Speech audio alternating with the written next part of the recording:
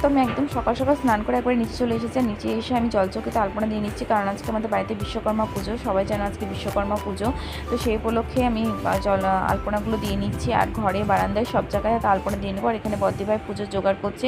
তো এখন যেখানে পুজো হবে সেখানে আমি চলে এসেছি আলপনা দিতে। আমার বাদবাকি সব জায়গায় দেওয়া হয়ে গেছে। আর ঠাকুরও আমাদের বসে গেছে।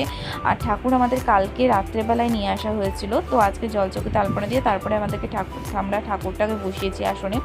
তো আমার প্রায় এটা হলে আমার আলপনা দেওয়া হয়ে যাবে। আর তারপরে মেশিনে এইগুলোতে আলপনা দেবো। আর আমাদের পুজোতে জন্য তো অনেকটা দেরি হয়ে গেছে। আর আমার আলপনা দেওয়া কমপ্লিট। এটা হচ্ছে আমাদের বাবা বিশ্বকর্মা। আর আমাদের পুজো হতে প্রায় 12টা সাড়ে 12টার দিকে এসেছিলো ঠাকুরমশাই। তো অনেকটাই দেরি হয়ে গিয়েছিলো, 2টো বেজে গেছিলো। তো আমি ভেতরে দেখো আমি আলপনা দিয়ে নিচ্ছি মেশিনগুলোতে। আর ওইদিকে বাড়িতে গিয়ে দেখি কতদূর কী হলো। তো আমার আলপনা দেওয়া কমপ্লিট। আর এদিকে এসে দেখি মেসিবাই সুজি, পোস্ত, ডাল, তারপরে এদিকে মুগের ডাল, আলু ফুলকপি তরকারি সব কিছু রান্না হয়ে গেছে। আমি লাস্টে পাঁচ তরকারি আর ভাতটা আমি করে নিয়েছিলাম। তো আজকে ভিডিওটা এই পর্যন্ত থাকলো। ভালো লাগলো।